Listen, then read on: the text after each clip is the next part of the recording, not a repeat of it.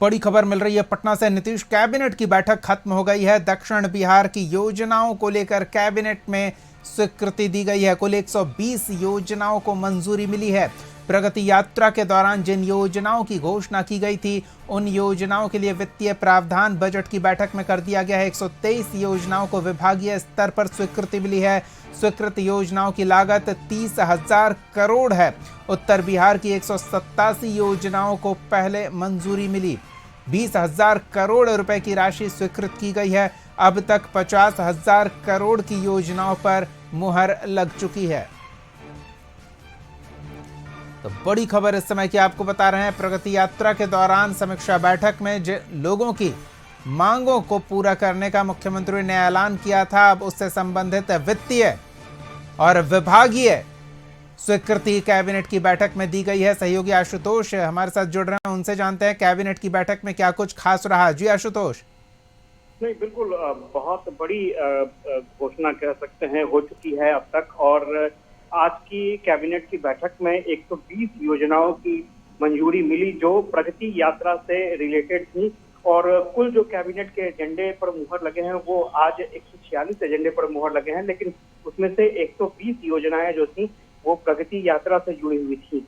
और स्वाभाविक तौर पर अगर टोटल योजनाओं को देखें तो अब तक कुल 430 योजनाओं की स्वीकृति जो है वो कैबिनेट से मिल चुकी है, जिसमें 240 योजनाएं कैबिनेट स्तर पर मंजूर हुए हैं और 190 योजनाएं जो है विभागीय स्तर पर स्वीकृत हुए हैं। और सबसे बड़ी बात यह है कि प्रगति यात्रा को अगर इंक्लूड कर दें इन कैबिनेट के फैसलों में तो 50,000 करोड़ रुपए के योजनाओं की मंजूरी मिली है। मुझे लगता है कि अब तक का ये सबसे बड़ी घोषणा होगी, खासतौर से किसी भी यात्रा के बाद सरकार ने जो फैसले लिए हैं उसको अगर देखा जाए तो अब तक की सबसे बड़ी ये यात्रा भी होगी और अब तक की सबसे बड़ी ये कैबिनेट की घोषणाएं भी होंगी जो अब तक लिए गए हैं, और वो भी बहुत कम समय में।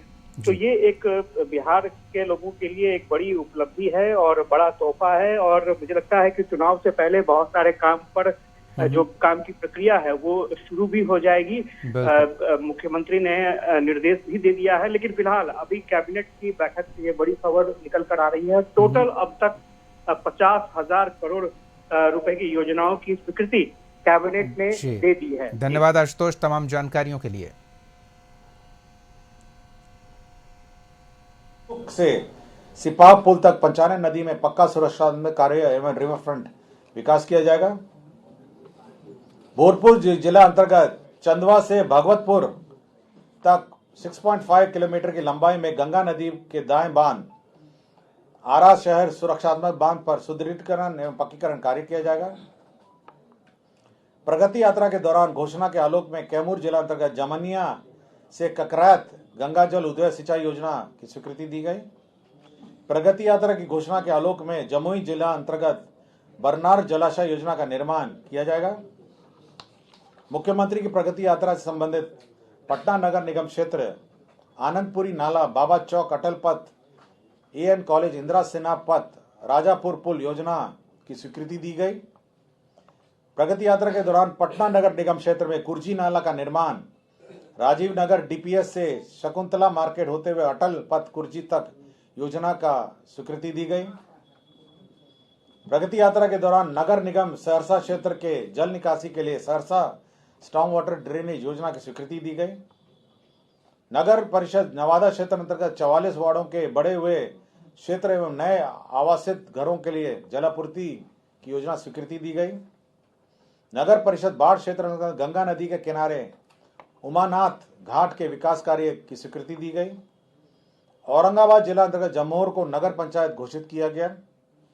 प्रगति यात्रा के क्रम में गया वन प्रमंडल के तहत बराबर पहाड़ में इको टूरिज्म और पर्यटन सुविधा का विकास किया जाएगा। इस बुलेटिन में फिलहाल इतना ही। कशिश न्यूज पर खबरों का सिलसिला जारी रहेगा। देखते रहिए कशिश न्यूज।